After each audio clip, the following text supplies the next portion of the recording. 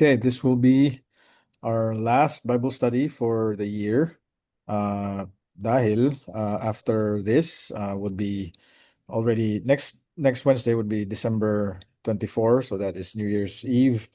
Then after New Year's Eve will also be New Year's Eve sa 31. All of them fell on a Wednesday. So most likely, kung walang ibang emergency, we'll see each other again January 7.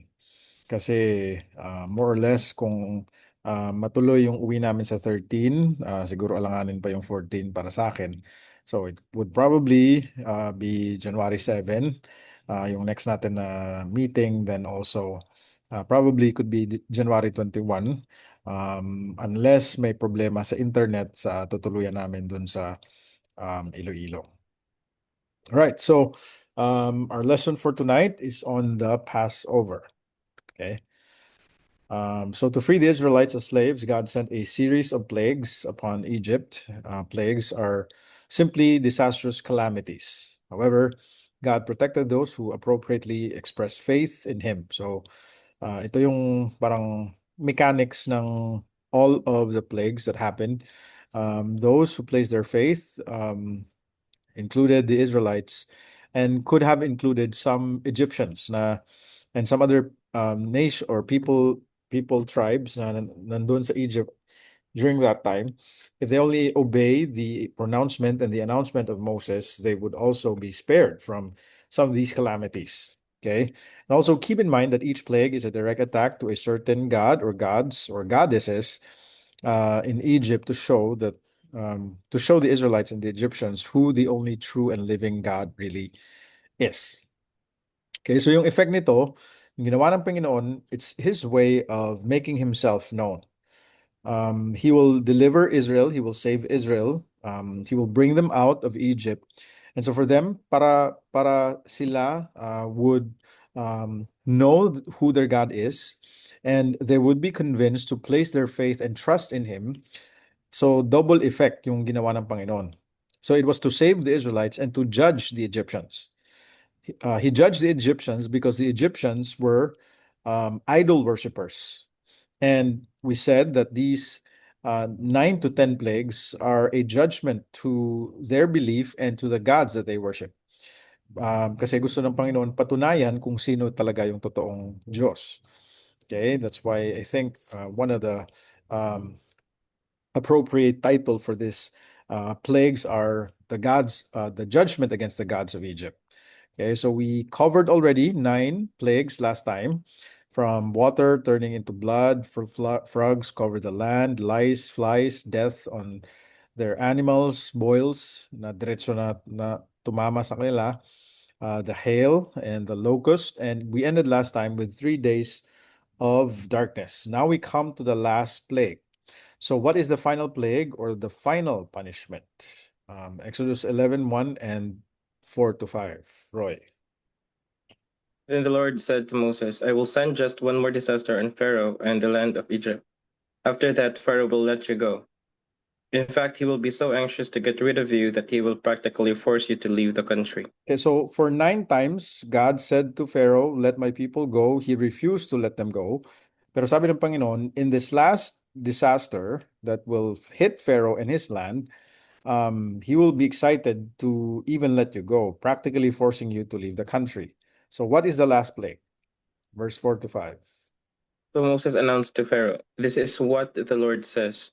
About midnight I will pass through Egypt. All the firstborn sons will die in every family in Egypt, and from the oldest son of Pharaoh, who sits on the throne, to the oldest son of his lowliest slave. Even the firstborn of the animals will die. Okay, so the last plague is Um, Death of every firstborn pastor. okay, death of every firstborn, sabi ng Panginoon, from the oldest son of Pharaoh, meaning from the highest person in the land to the lowest. So walang ma-spare na firstborn ng Egyptian, even to the firstborn of their animals. But the question is, why the firstborn? Bakit kaya? Anong feeling mo? Bakit yung target ng Panginoon is only the firstborn, not the second, not all their children? Bakit Uh, firstborn? Actually, Pastor, nako nakita na video ani Pastor na kuan nilabay. So, akong idea is based at na video Pastor na kuan. Sige. Ah, kay ano daw based akong nahinumdaman Pastor is like Pharaoh is considered siya as a god Pastor Yeah. niya.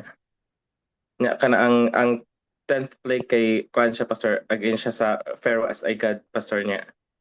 Like ang firstborn Pastor is like kung kinsa to ang usually ang kinsay mumana sa kuan sa kingdom pastor kasi usually ang firstborn man pastor. So, murag ang ginaano siya pastor na walay dili like walay pulos na nahimong Ginoo ang hero pastor is because di niya makakontrol kung sino dili niya control kung si kinsay next na mo sit sa throne or any. So, I don't know pastor. Okay. Pero All right. Correct. So Pharaoh, the king of Egypt, was worshipped by the Egyptians. In fact, he was even considered to be the greatest Egyptian god of all. So sa pantheon of gods, or meaning sa collection ng mga gods or goddesses sa Egypt, si Pharaoh was considered the highest of their ano sa ni? Sa sa level sa mga ginoo nila, si Pharaoh ang highest. Okay? And I think my teacher said yung pyramid is a testament to what kind of God he is. And to think, sabi ng teacher namin, he's an archaeologist and his expertise is in Egypt, anything Egypt. Sabi niya, devotees of Pharaoh are the ones who built the pyramids para sa kanya. They would spend money and effort and time because they're this devoted to this god. And it was believed that Pharaoh was actually the son of Ra. So si Ra, yung ninth god, di ba? Yung ninth plague is darkness kasi they worship the sun. So parang magkatabi sila. Ra is considered one of the highest gods in Egypt, but Pharaoh is believed to be the incarnation version or the incarnated version of Ra himself. So Pharaoh is Ra born as a man, or the incarnated deity or the incarnated god in Egypt. And so it was believed that the firstborn is next in line to the throne of Pharaoh. So tama yung sinabi mo na God is attacking their firstborn, not Pharaoh himself, but he attacked the next in line.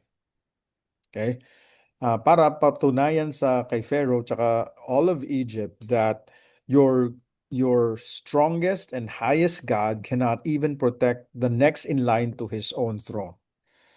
Okay, and I will hit all of the firstborns of Egypt from Pharaoh's firstborn kasi yung prime target ng Panginoon, yung firstborn ni Pharaoh, but all of the houses in Egypt would cry out in pain of losing their firstborn. And I do believe that the ancient cultures place a premium on their firstborns. Okay? Kasi parang sila yung magmana, tagapagmana ng family name, ng family honor, ng family land, ng family lahat ng pwedeng ipagmana sa kanilang pamilya. And so that was the target. And to think if Pharaoh is the incarnated version of their gods, in Japan they have a similar belief. Okay, if you notice yung Japanese flag, white yung background, red yung dot sa gitna. That is believed to, I think that's a new design, pero yung previous design nila, actually it came from the previous design kasi may race lang dati. But the current Japanese flag is still believed to be the design of a sun. Okay? It's they're the land of the rising sun. And meron silang similar belief sa Egypt that their emperor or their previous king, kasi ngayon parang ano na sila, democratic, meron pa rin silang royalty. But I think even 50 years ago, they still believe that their emperor is the incarnated version of the sun god. They worship the sun in Japan, and they believe that their emperor is still the incarnated version of the sun god. And even in Thailand, they still believe that the king of Thailand, um, uh, whoever the present king is, there is still a Buddhist slash Brahma belief that their king and kings are the incarnated version of their gods. And I think I heard an interesting fact na yung throne mismo ng hari dito sa Thailand meron 3 levels. Yung top level ng throne niya is sky, yung middle level niya is earth, and yung below level niya is ano yun? Parang place of the dead na parang um, sa ilalim ng lupa. And Underworld. sits on top of that level na may sky, merong earth, tsaka um, ano yun? Yung below the earth, Underworld. And yes, underworld, yung hari. Because they don't just see or they don't just look at the king as a human being or as a ruler, but they actually look at the king as a form of deity. Kaya nung buhay pa yung Ramadan 9th, meron akong Thai na pastor na tinanong. Sabi ko sa kanya, I was asking him, Achan, how do the Thais distinguish between honoring the king, because he's a good king, he's a loving king, he cares for the people, but how do they distinguish from honoring him, loving him as a king, and worshiping him as a god? Sabi sa akin, Achan, there's but a thin line between worshiping and honoring. Kasi biblically, we're told to honor the king, we're told to honor our leaders, but we're never told to worship fellow humans. But apparently, in this land, especially if you're a good leader, they will deify you, or they will elevate your status to a god. Okay, so there's a similar belief with Egypt, with Japan, and even with Thailand. Okay, so God attacked the firstborn because the next in line to that throne is the firstborn. So by killing the firstborn, God displayed to both the Egyptians and the Israelites and the rest of that known world. Kasi yung mangyari sa Egypt will be heard and will be known sa countries around them in the known world at that time. And I think Egypt at that time was at its prime. Hindi kagaya ngayon, that is just a faded version of what it used to be.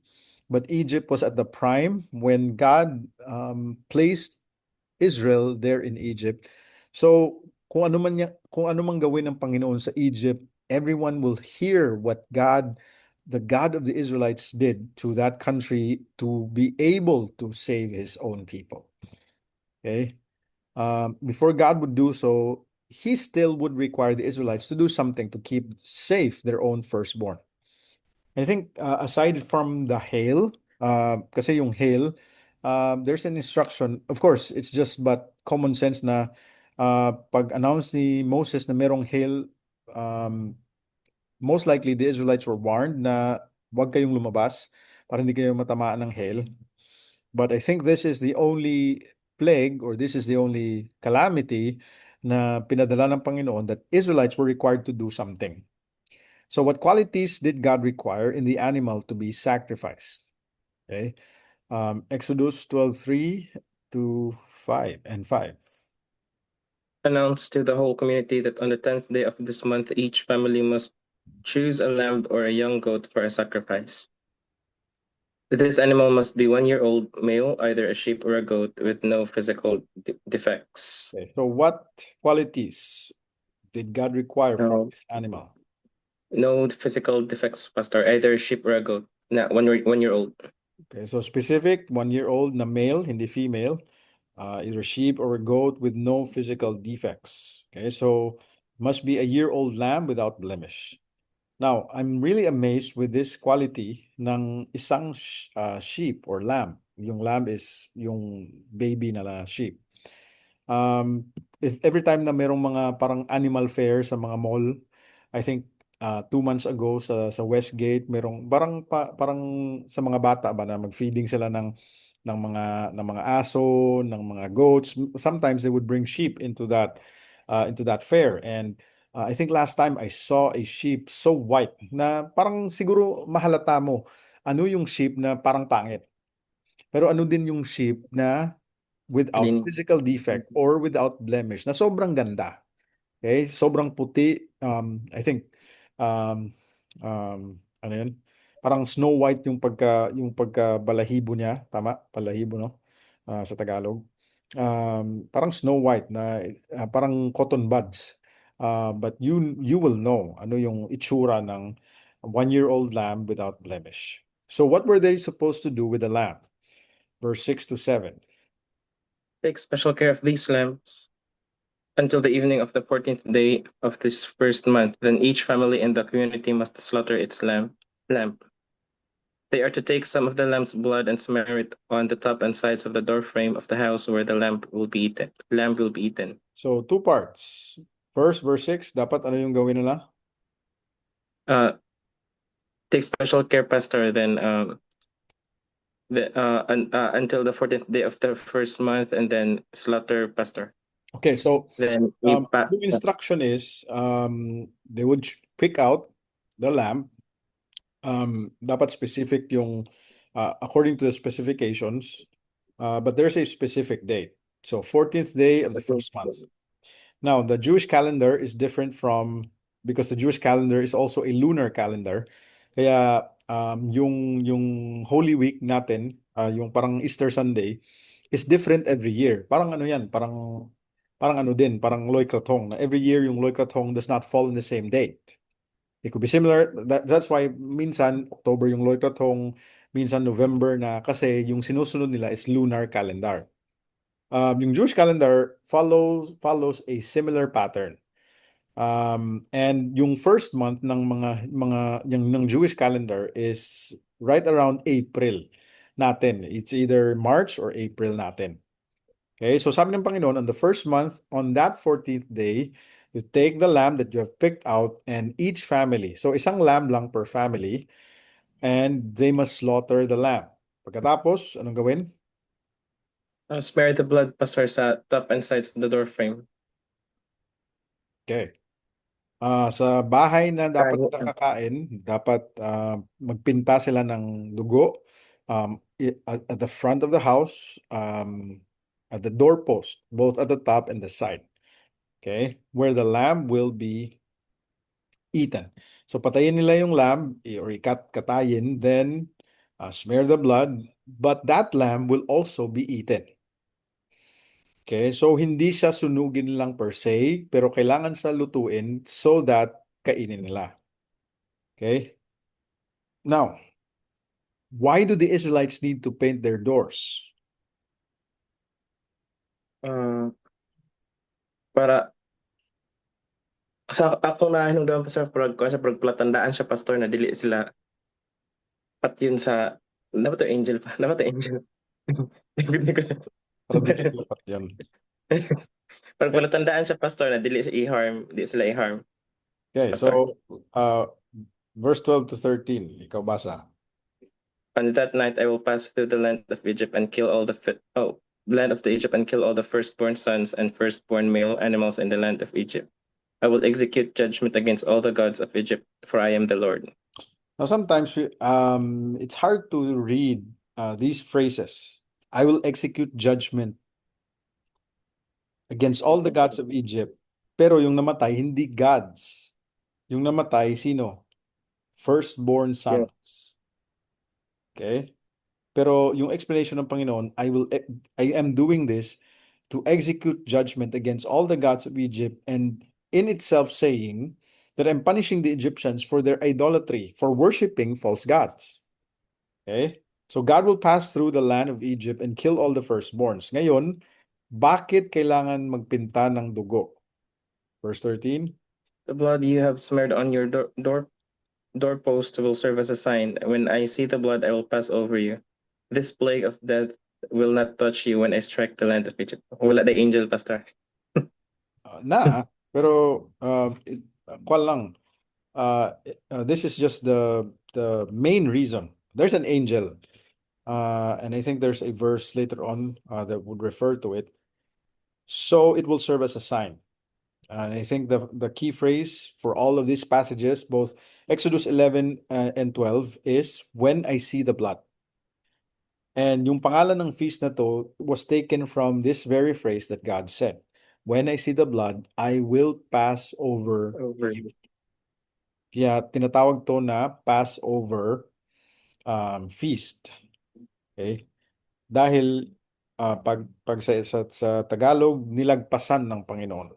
Hindi niya hindi niya pinasukan ng judgment.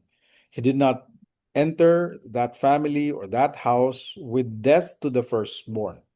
So the plague of death will not touch any house that has the sign of the blood in front of it. Okay. So passing over is like sparing. Okay. God will spare and not kill the firstborn of that house. Okay. Kaya yung lamb na pinatay is called the Passover lamb. And God did not only spare the Israelites, but they meant to eat that lamb as a sign that they're about to go out of Egypt, and it will be a memorial of their exit from Egypt. Verse 8 to 11. Nati.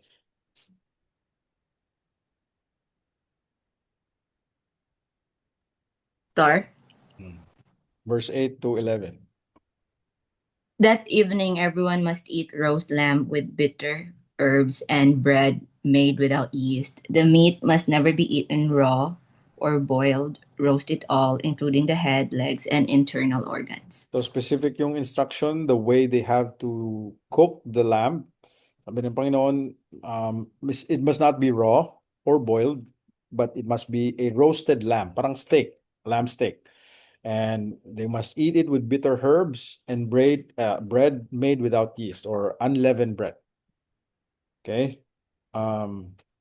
Now, question kay Nati.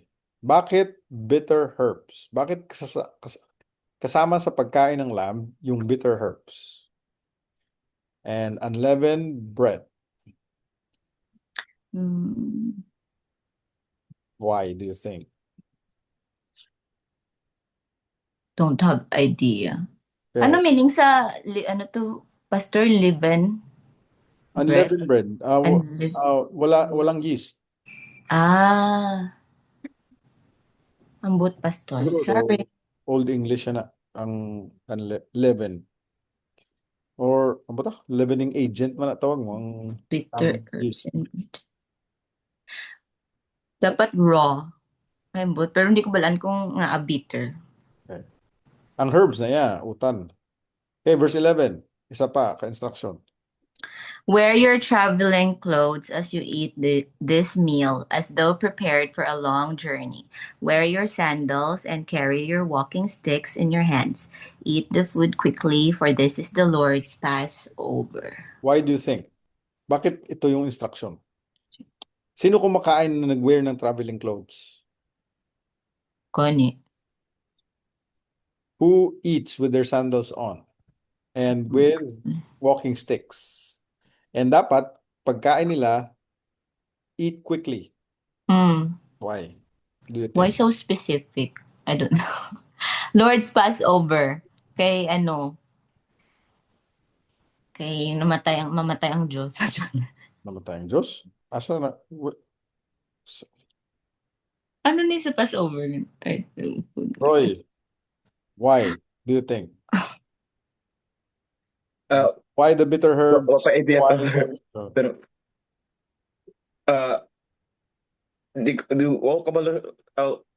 I'm not sure sa idea, Pastor, pero basig na nabatian lang nila ako somewhere, nakalimot na. Parang ang bitter herbs, Pastor, ang unleavened bread, Pastor, kay nag-represent siya sa suffering, Pastor, sa mga Israelites, Pastor, na once they exit Egypt, Pastor, kay marag na, or it means to say na free na sila from Egypt, control sa Egypt, Pastor. Okay. Yeah, eat the food quickly. Kay ang di ko siya, Pastor, pero ang unleavened bread kay marag ano siya, Pastor, marag kumpara sa kanang naay yeast, Pastor, kay marag dili kay siya social, marag kuan siya, Pastor, marag Dili siya social. kanang parang dili kay siya kuan siya, Pastor, marag dili siya kanang marag lami on the bread, Pastor, ba ang kuan. So mo siya symbol or representation, Pastor. Pwede Pero masigro. Okay. Now, the directive to the Israelites to eat, diri ta sa bitter herbs. Why would they need to eat with bitter herbs? This is to remind them, sakto to, tama si Roy, this is to remind them how bitter their experience as slaves in Egypt was. Because this feast will be commemorated every year as a memorial, as a reminder to the Israelites that this was your nation before. When you were in Egypt, you you you went through a bitter experience as slaves. And so this lamb must be eaten roasted with bitter herbs. And may isang bitter na vegetable na ayaw ko dati and I still don't love it that much today, yung ampalaya. Okay? I don't like it that much pero kailangan ko kainin and yet it's still bitter. Okay? But it is to remind them how bitter their experience was as slaves. And yung bread made without yeast, isa pang pangalan ng Passover feast is unleavened, week of unleavened bread or the feast of unleavened or tama. Kasi it would later on symbolize, especially in the New Testament, yeast would symbolize sin. Kasi parang pag may yeast na parang it affects everything else. Okay, so this was a holy ceremony and it reminded them of the bitter experience that they had in Egypt. Pero yung dapat sila magsuot ng traveling clothes, preparing for the journey, wearing their sandals. Kasi if you're an Israelite, pag kumain sila sa loob ng bahay, parang meron silang carpet. So they would in the dining area and they would eat na parang nakaano lang ba? Kagaya ng mga bahay ng mga Thai na walang mesa, walang yung typical na bahay, especially sa probinsya, wala yang mesa, wala yang upuan. They would just sit on the floor. So they need to take off their sandals. And no one dressed like this on a dinner table. Pero specific yung instruction ng Panginoon, and they even need to eat the food quickly because it's God's way of saying you're about to go out. So this is a special dinner, but your last supper in Egypt is to tell you you're about to go out now. Why? For so long, they were slaves in Egypt and they were waiting 9 times na palabasin sila ng Panginoon, but Pharaoh refused God's call for 9 times also. Every time merong punishment, ayaw ni Pharaoh. Every time may punishment, ayaw ni Pharaoh. But now on the 10th punishment, God said, you're about to go out, so be ready. Have your traveling clothes ready. Prepare yourself for the journey. Okay, so this is a call to preparation. Right? And God also established this as a memorial to remind the Israelites of this deliverance from death. He called it Passover. Okay? Nati, verse 25 to 26. When you arrive in the land the Lord has promised to give you, you will continue to celebrate this festival. Then your children will ask, what does all this mean? What is this ceremony about? Okay, so this ceremony was not supposed to end that night, sa Last Supper nila. But every year on the first month, on the 14th day of the month, they will keep on remembering this event. Okay? And when yung Panginoon kasi parang advance mag-isip. Kasi merong mga anak and the next generations would wonder, I was not there, we did not experience slavery in Egypt, wala kami doon sa experience nyo. But they would ask, why do we keep on doing this? Why would we prepare the lamb? We eat bitter herbs with unleavened bread. Why? What's the answer? Verse 27. And you will reply, it is the celebration of the Lord's Passover. For he passed over the homes of the Israelites in Egypt, and though he killed the Egyptians, he spared our families and did not destroy us. Then all the people bowed their heads and worshipped. Okay, the name of the memorial or the feast is Passover. But do you know why God instituted or memorialized this? Why do you think? What's the purpose?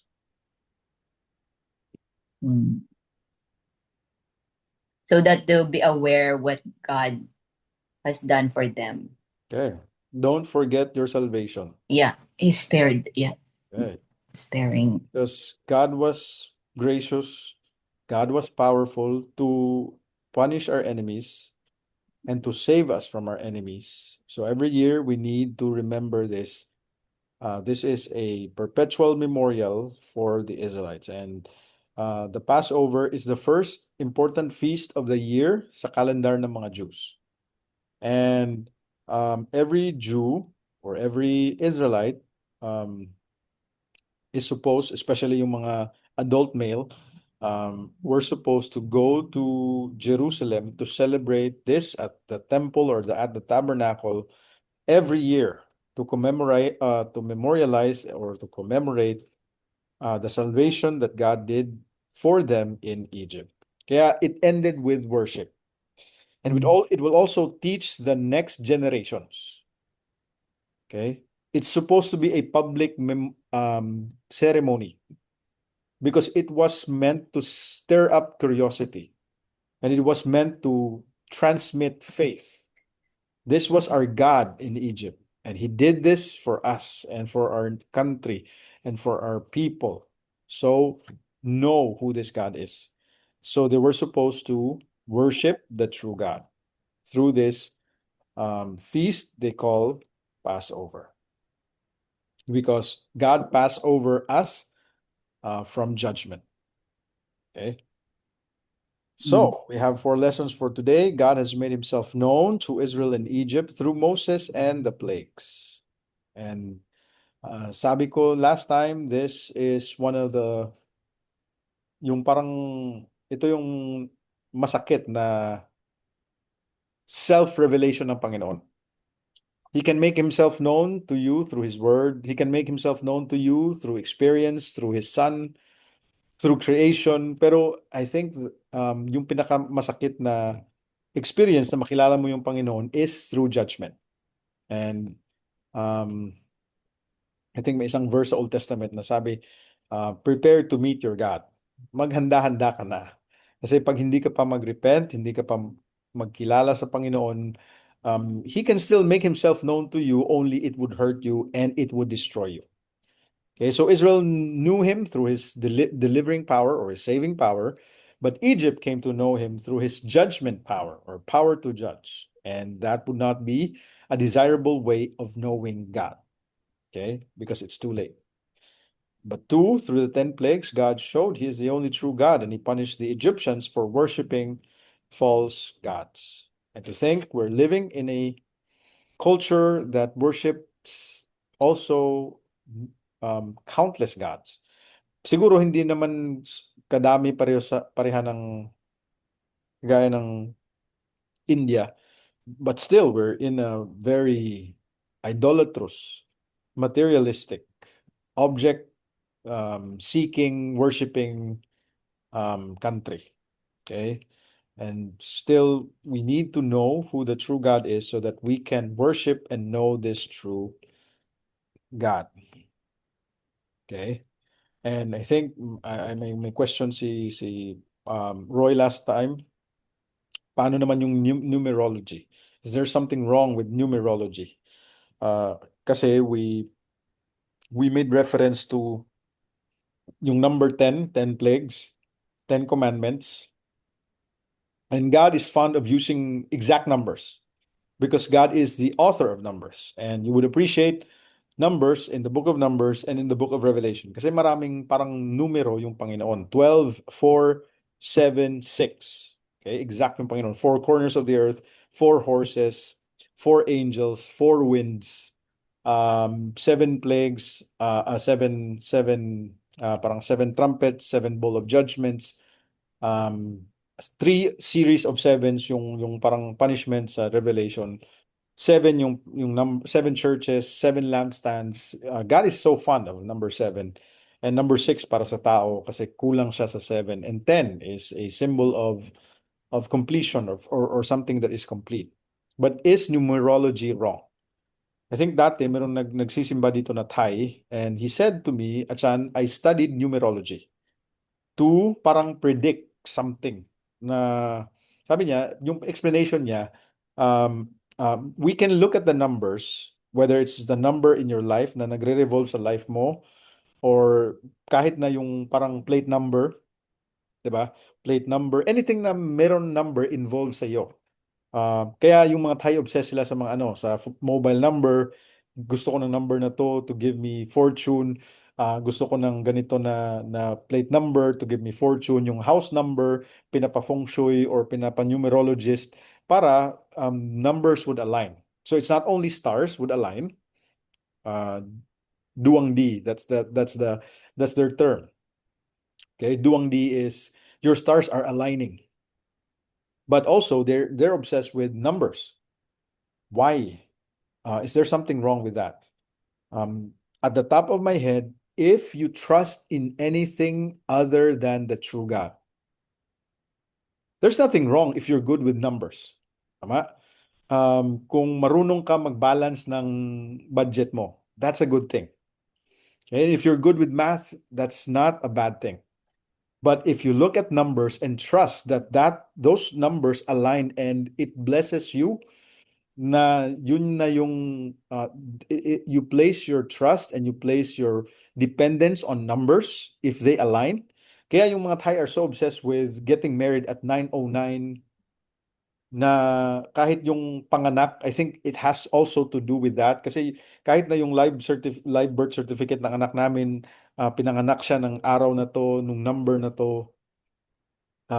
Kaya yung halos siguro, I'm just guessing, gusto nila magpa-cesarean kasi gusto nila tumama sa exact na number ng araw yung pagpanganak ng anak nila, yung pagpakasal natin, yung pag-start natin ng company. All of those revolve around numbers. But if you trust any God, any system, or anything else other than the true God, God is not pleased with that. Okay? Kasi you're not worshiping an idol, but you're trusting in numbers more than you should be trusting the true God. Okay? You can see the beauty of order with numbers. Mathematics is hindi lang ako magaling, but you can appreciate order. Na may order yung Panginoon who gave us numbers. But we should never trust numbers over the true God. Okay? That's the point. Number 3, God delivered or saved his people out of their suffering from slavery in Egypt to the land of promise, and he did that through the 10 plagues. And lastly, God was able to spare judgment against Israel, or he was able to pass over Israel through the Passover lamb, because this lamb would be a picture of a coming true Passover lamb in the future, whose blood will make God pass over the judgment for our very own sins. So last time, kung yung ginawa ni Abraham na meron siyang substitute lamb na binigay ng Panginoon in place of his only beloved son, now is another picture of the coming true Passover lamb. Na sa pamagitan ng Passover lamb na to, God will pass over the judgment he should be pouring on us for our very own sins. So for God to pass over me, I need this sign. I need that blood. And that blood is the blood of the true Passover lamb. Yeah, I said this is the key verse for all of that, of what we studied tonight. When I see the blood, kailangan makita ng Panginoon yung dugo. And we need to trust this blood, the blood of the Passover lamb. For in this blood, we can be spared from judgment. In this blood, we can be saved from God's judgment, so that the plague or the judgment of death will not touch us when God will strike the world with death for our sins. Okay? So this is our lesson, last lesson for the year, Passover. Any questions?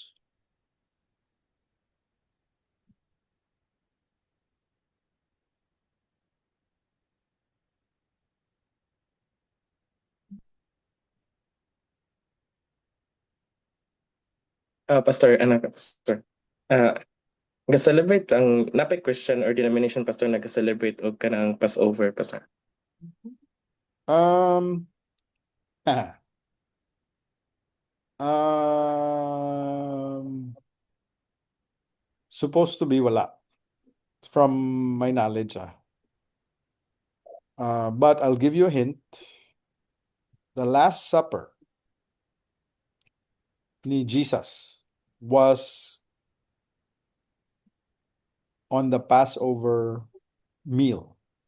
Mm. So he took the bread, he took the wine, but there was no lamb. Okay, he's the lamb. Okay. I'll not say anything more than that. Kasi meron pa tayong lesson about that. But I'll give you a hint. He took the bread, he took the wine, but he did not take the meat of the lamb that was on that same table. Okay. That's the reason why we don't celebrate Passover, because we have our own version of Passover. It's We do it not once a year. We do it as often as we can with that bread and that wine, reminding us of what God did in passing over our very own sins. Mm. So that's the one reason why we don't celebrate Passover. But si Jesus was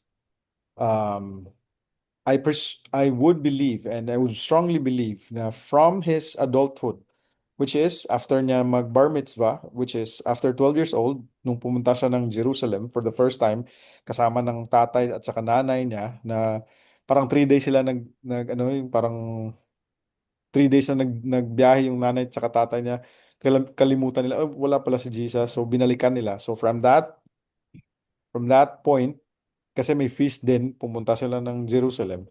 From that point, every year, Jesus would go to Jerusalem, celebrating all of the main feast, including Passover, without fail.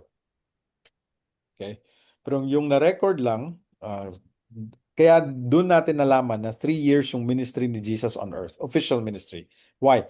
We base it on the number of Passovers he celebrated na ni-record ng Gospelers. So Jews would celebrate it because Jews were commanded to. But I would not believe any New Testament believing denomination would still celebrate Passover because we were never slaves in Egypt. Especially kung Gentile ka, kung hindi ka Israelite. We were never slaves in Egypt. And we have our different salvation story. And our salvation story was a greater deliverance. Not that parang minamaliit ko yung ginawa ng Panginoon sa Egypt. But that's not my salvation story. It was Israel's salvation story. Mine was a different story. But it's the similar concept. Because of the blood, God was able to pass over my sins. And I need that blood. And I need the true Passover lamb. Okay? Good question.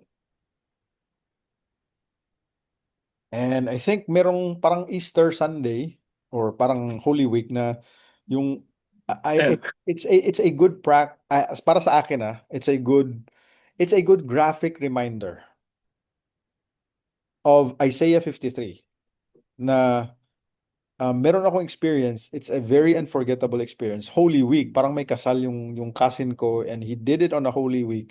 Yung ginawa nila, bumili sila ng karniro, tama? Karniro ba na? Um, Okay, bumili sila ng lamb. Kinatay nila. And I was there to observe how they kill the lamb. Hindi talaga umiyak. It was still.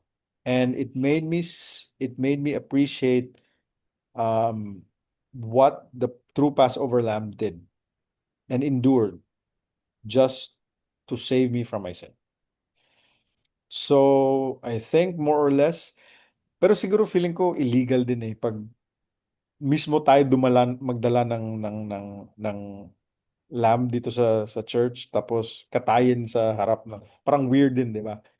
It's too graphic. Siguro in an outdoor setting na walang pwedeng mag-report sa atin, I think that's a good practice na for us and for our children to see what it cost for God or what it cost God for him to save us from our sins. Someone died, an innocent, perfect, without blemish kind of Passover lamb. He died, shed his blood so God can pass over us. Okay? So yung mangyari is if God does not see the blood, ano yung mangyari? Because um in disobedience and without faith, hindi mo ginawa. So hindi to automatic yung Passover. God has to see the blood. Tama? So sa bahay na walang nakita yung Panginoon, even Israelite ka pa, God will enter your house and touch you with the plague of death. Okay? So still they need to place their faith on that lamb. Okay? Any other questions? Ano, Pastor? Kanang, about sa representation sa sheep ug sa goat, Pastor. Kay, nakoy, sa Revelation man siguro, Pastor, na kanang kuan i-separate daw ang ano, Pastor, sheep from goat. Goat. Tapos, nag-ask ko sa sa kauban, Pastor, lahi siya na denomination. Tapos, ang iyaingon is like, ano daw, Pastor, gina-separate ang lang interpretation, Pastor, gina-separate ang more on gina-separate ang religion, Pastor, kuan. Pero di pa ko sure Pastor, sa kanang Unsay ang denomination? Pastor. Unsay ang denomination sa imong friend? Di lang. Pero ang dilim all indirectly niyang gikuan, Pastor, bo. So ako lang pinag-assume. So ang sheep Murag, of the goat is by denomination or by religion? ay murag ang iyang indirect niyang gina point out, Pastor, na murag siya murag ang salvation gay, Pastor, ka murag na fall murag nahimo siya murag kuan murag ang thought, Pastor, ka murag same sila na Christian, Pastor, pero murag something ano, Pastor ba? Okay. All right. Ang classification sa Exodus 12 is whether a lamb or a goat. It's just the animal sacrifice. It does not have anything to do with yung separation ng sheep tsaka yung goat. Okay? I think this was taken, yung separation ng sheep tsaka yung goat is Matthew 25. Those on my left and those on my right. So there will be a distinguishing judgment. Nasabi ng Panginoon, those on my left, you curse, get away from me and go into the everlasting fire, prepared for the devil and his angels. So it's not about religion, but it's about being cursed for your sin, being punished for your sin. And dinistinguish lang yung dalawang uri ng hayop to tell us na merong difference yung sheep tsaka yung goat. Kasi meron pang isang parable niyan is the separation of the wheat and the tares. Sabay-sabay sila lumaki, but the wheat tsaka yung tare, yung wheat is yun yung pwedeng gamitin na pwedeng kainin. It's fruitful, it's useful. Pero yung tare is parang yung itsura niya parang it resembles wheat pero isang weed yun. So sabi ng Panginoon, one day He would send His harvesters and He would separate the tares from the wheat.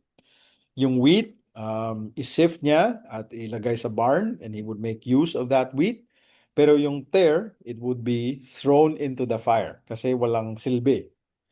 Okay, it's useless. It will be thrown into the fire. So you can now see the picture. Yung segregation is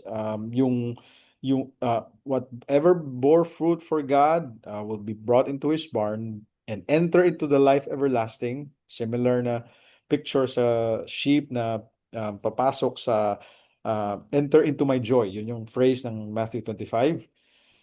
Into my Father's house. But yung tare would be thrown into the fire, similar sa goat na they would be cursed to the eternal fire prepared for the devil and his angels. Okay. So the animal sacrifices in the Old Testament has nothing to do with the context of the segregation of the sheep and the goat sa Matthew 25. And I think there would be another picture sa Revelation, yung gathering of harvest. Similar din. Pero I think ano yun? Wine press na naman. Yung i-gather doon is the grapes, pero aapakan siya. So blood will flow. And that speaks of judging God's enemies at the end of the age. Okay. Parang similar siya ng mga pictures, but it depends on the context sa pagkasabi, sa pagka uh, pagka-describe ng story. So don't confuse the images. Okay. So it could be similar, it could be different, depende sa pagka-describe. Okay, but good observation. Thanks, Master. Okay, anything else? Wala ka question? Pastor, di ba ga-practice po ng iba na Jews sa Passover? Yes. Okay. Walang to. I think may greeting na sila ganun. I think the Jews are still celebrating all of their, kasi merong 3 main feast every year. Okay, and when we come to the lesson about the second coming of Christ, we will learn that every major event na nangyari sa New Covenant fell on a major Jewish feast, except for one. Meron na lang isa. Hinihintay tayo.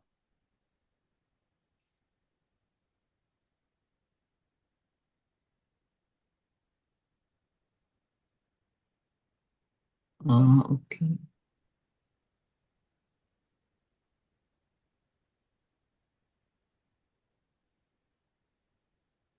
Pastor, may mga consequence ba na sa ila in terms of religion kung di nila ma-practice ang mga amo sila? Kaya di ba damo sila rituals? Meaning sa mga Jews? Oo. In the Old Covenant, yes. Kaya required yung lahat ng mga Jews pumunta ng Jerusalem. So, God was so strict. God was strict in enforcing them celebrating the feast because that is their way of knowing their God. And God knows na scatter sila later on. And if you notice, during the Pentecost, bakit maraming mga Jews tsaka mga proselytes or yung mga foreigner na naniniwala sa Panginoon, why were they there in Jerusalem? Because they were required by the law of Moses to join in the main feast of the Jews. And if you notice, if basahin mo yung Gospels, Jesus is in Jerusalem most of the time kung merong mga major feast. Okay? Because they were required by law to be there. Okay? And even sometimes, yung mga kapatid ni Jesus na parang nung una hindi naniniwala sa kanya, si James, si Jude, parang challenge nila si Jesus. Jesus, magpakitang gilas ka nga doon. And I think kung Pinoy sila, dapat sabihin nila, Kuya, magpakitang gilas ka nga doon kasi maraming tao sa capital during the feast. And Jesus would go quietly. Una na kayo. And Jesus would go quietly kasi he knows that it's still not his time. Meaning, I would presume that was the first year of his official ministry. Hindi pa papalapit ng cross. Because the cross was a public display. Kasi all of Israel was there. to celebrate Passover. Okay? And if you notice, Simon na pinabuhat ng cross, he's from Cyrene. And Cyrene is a foreign country. But he was there in Jerusalem because he was required by law to celebrate Passover. Okay, so until today, they still celebrate it because it was, and I think yung massacre sa Bondi Beach sa Sydney happened when the Jews celebrated some sort of feast. Hanukkah is, I think, has to do with Esther. Yung parang sineselebrate nila yung pag-spare din sa kanila from extermination, yung parang ethnic cleansing during the time of the Persians. Yun yung Feast of Hanukkah. Okay. So, pwede mo pang i-cancel yung Australia na. Uy, grabe ka. Wag naman. Grabe si Pastor. Yeah. Pwede pa na ma-refund guro ang ticket. No. Grabe na ako nga ba. Ang hirap na pinagdaanan ko. You're still free to come back anytime. Yes, I'm not closing any doors, man. Just following God's leading. Or you can still cancel the ticket. Wag, Pastor! Di ba, Roy? Lord! Alam ko, Lord, di ka mo. Pero una pa may uli yapon sa iya. Sino ka mo gani, Pastor? Basi 13. Wala pa kami ticket. Wala, oy, nasad bala ko. Yes, sir. Pati kay to John. It's not in our control. Pero pares kita, Pastor, baka amo man tong Bible verse bala nga daw gi-reveal sa akon tong Romans 8:28. Daw mo na akong ginapanghawakan. Yeah. Sige lang, Pastor, makabalikid ka muna. Yeah. We'll see. Okay. Any other questions? All right. So see you sa Sunday, sa atong Christmas Sunday. Kalimot ko mag-send sa invitation kay Ma'am Giselle. Ikaw na lang. Mag-send gyapon ko, pero ikaw na lang follow up na. Gihagad ko man to siya. Eh. Nabuo na siya, pero Okay. Hindi taman maano. Oo, pero ipod sa lista. Kaya maano sa shares mo. So, I-confirm ko again. Kaya actually nag-invite pa ko isa ka Tay. Tung amon isa ka sa office bala nga Tay. Sino? Nang daw ga visa officer namon subong. Okay. Si Umsin. Okay. Oo, Amo na siya nag-upod kay Kwan, di ba? Kay Lovely sa immigration. Oo. Sige, fights. Pero si Umsin, i-confirm ko pa. hindi na Christian yun, no? Hindi, pero kayo daw open naman na sila kay kunyari mag-upod kami. Kunyari magkaon. Na open man siya gyapon. Na ma-pray ta na open man siya sila. Good. Okay.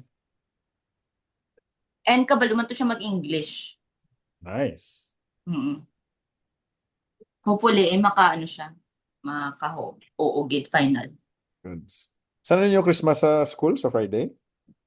Buwas na! Ang kinder. Okay ni. Kay 2 days ka ni. Buwas kag Friday. Oo. Okay. All right. Okay, so we'll close tonight. Let's pray. Our Heavenly Father, we thank you for your word, for making us see what you did to reveal yourself to Israel and to Egypt, and for us to realize and to know and to believe who the true God is. Help us, Lord, in a culture, in a world where people prefer to worship the gods of their own imagination or the gods of their own tradition or the gods of their own choosing, and not to know and to worship and to follow the true God who has revealed himself in his word. I pray that you would help us to seek you, to thirst after you in your word, and for us to worship you and be a testimony and be a light to this world of who the true God is. And so, Lord, I pray that you would strengthen our faith and our love and our relationship with you. And we thank you for this opportunity tonight for us to magnify you and what you've done to bring your salvation and to reveal your power and who you are over Israel and over our lives. We commit to you yung mga remaining activities for this year, especially yung mga Christmas activities, NCA, and even as we prepare ourselves to end the year, I pray, Lord, that you would bless us for the new year ahead and the new challenges that would come our way, whether it's work or personal. I pray, Lord, that you would grant us the wisdom and the strength, and for us to continue to know you and to seek after you. We thank you for this time and this opportunity to study your word. This is our prayer in Christ's name. Amen. Amen. Okay. Pastor. Yun man. Siguro, ano to? Pag nasa